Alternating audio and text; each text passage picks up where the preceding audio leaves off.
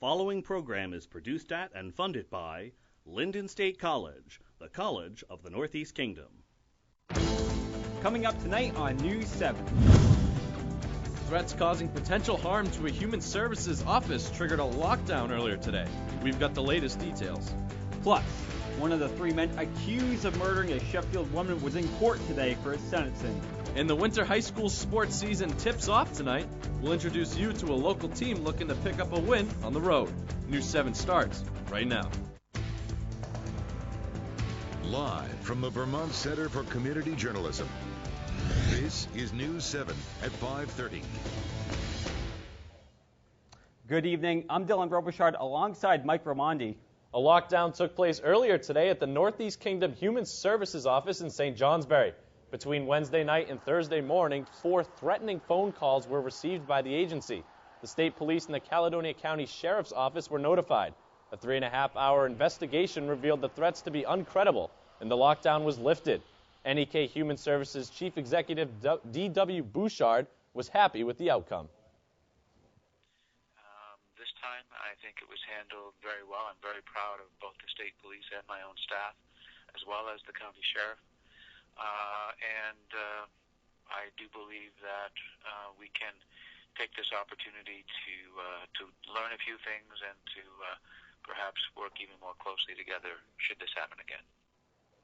After the recent events in California, Bouchard says they wanted to be sure everyone was safe and they followed the proper protocol with these threats. Michael Norrie, one of the 3 suspects in the Mary Pat O'Hagan murder case, was in court for sentencing today. Reporter Tom Wannick was there and has all the details as he joins us in studio. Tom. Thank you. Norrie took a plea deal this past July where he pled guilty to kidnapping, robbing, and killing the 78-year-old grandmother, Mary Pat O'Hagan. Michael Norrie entered court for a sentencing hearing almost 5 months after accepting a plea deal. That he does recognize the seriousness of this offense.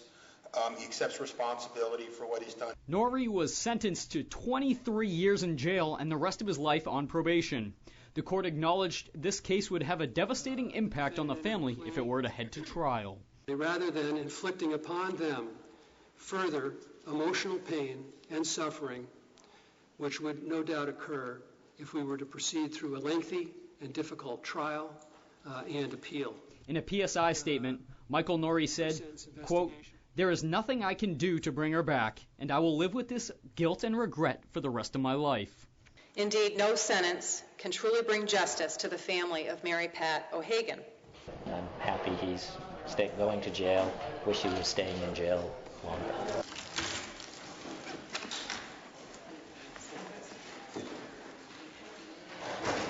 Richard Fletcher, another one of the 3 suspects, took a plea deal this past March where he will testify against Norrie and Keith Baird. Baird's trial has yet to be determined. Guys? Thanks, Tom. Thank you, Tom. Icy conditions are to blame for a vehicle going off the road in Lyndonville this afternoon.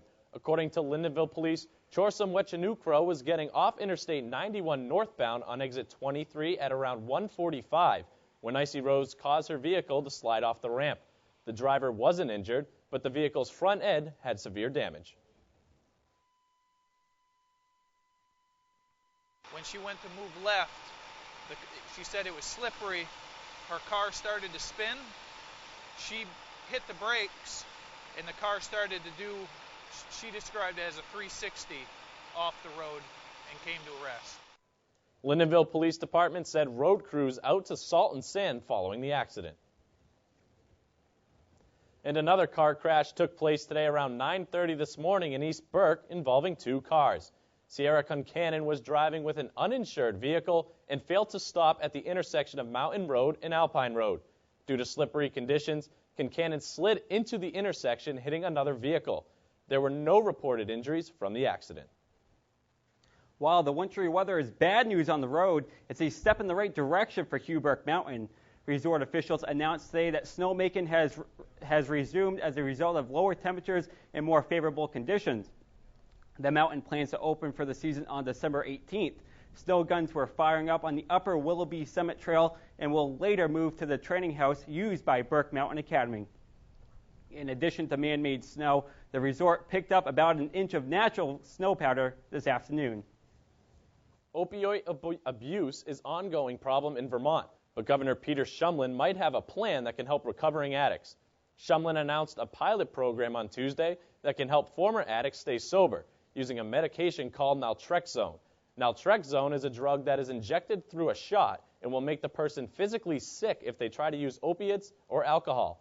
The shot could help replace other recovery drugs such as methadone and Suboxone, which contain small amounts of opiates to wean the user of the substance. But some say that the recovery is not true. Some of them feel they're not in true recovery. Some of those who do attend 12-step meetings, they get a little bit of flack from saying, well, you're taking the substance, so you're not really sober. You know, so there's a lot of stigma around that medication, whereas there would be probably a lot less stigma with somebody receiving a shot. Naltrexone is definitely a better way to go. And when I have a little more sobriety under my belt, I definitely want to get off of methadone and maybe do the shot. The first pilot program will be launched at the Marble Valley Regional Correctional Facility in Rutland. Opiates are also the topic of discussion over in New Hampshire. After over 300 opioid-related deaths occurred in New Hampshire this year, the Board of Medicine's rule on prescribing painkillers is being put up for debate. A legislative task force has been assembled and is working throughout the rest of this year to write a law that can be reviewed when legislation meets up again in January. Governor Peter Shumlin announced today a reworked child protection system.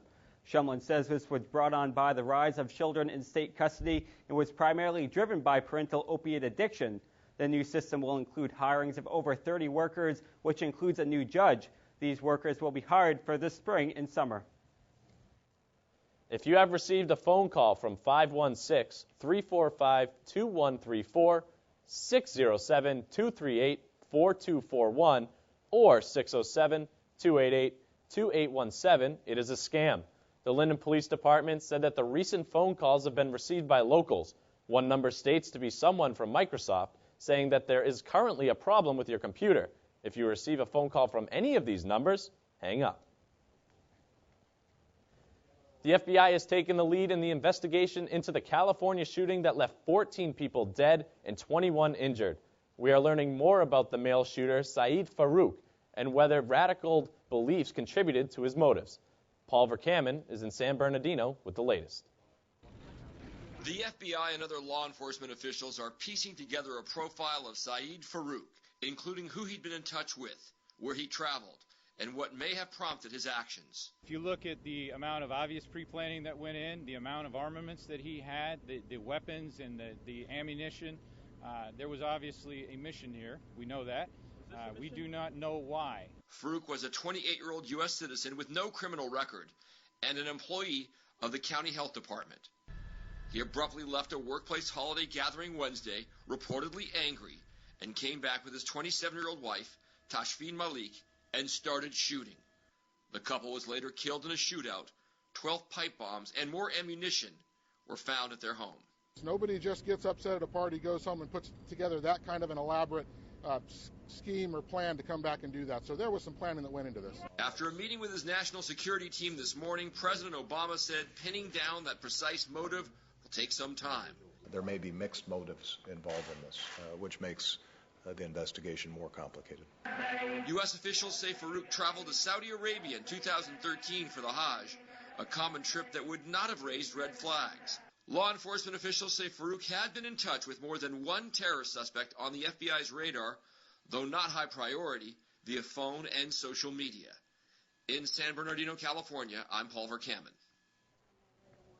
The presidential campaign is in full swing, and Chris Christie is gaining momentum in New Hampshire. The New Jersey governor has spent 50 days campaigning in the Granite State so far and has recently gained large endorsements from local union leaders as well as the state's largest newspaper. Analysts note Christie's lack of campaigning in other early states like Iowa and South Carolina could hurt him when those swing states are in effect in the primary. Hillary Clinton has won endorsements of the Women's Chamber of Commerce. The chamber includes the support of about 500,000 women who are business owners, executives, and workers. Clinton holds issues like paid leave and pay equality at their center of her campaign. This is a switch from Clinton's first presidential run in 2008, where she stayed away from talking about gender inequality. And now Felicia Woody joins us with our first look at the forecast. Felicia, I was driving into the station and I saw some of the white stuff. Is it here to stay? Well, Dylan, a lot of that snow has actually already melted in most places across Vermont. You see right behind you that we do have some light showers, mainly in and around the higher elevations across Vermont, but most of the heavy stuff has actually pushed its way on out. This is all because of a low pressure system. It has come through and it's made its way on out, and with that low pressure system is bringing now a ton of snow to Maine, but we are all done with that. So current conditions across the area, you can still see a lot of areas are actually in and around 34 degrees in Lyndonville, but most areas are in the upper 30s. And if you are heading out tonight, expect temperatures to go down to about 33 degrees, mainly mixing some light showers here and around the lower elevations, but that will be transitioning into snow as we head into the 32-degree mark. So coming up in my full forecast, we'll talk about that snow showers, when it's going to be ending. The nicer temperatures are on the way, and I'll have your weekend outlook. Back to you. Thank you, Felicia. Coming up, we have a special report about how to best prepare high school students for their next step. Plus, a St. Johnsbury Red Sox fan is looking for a pricey piece of furniture.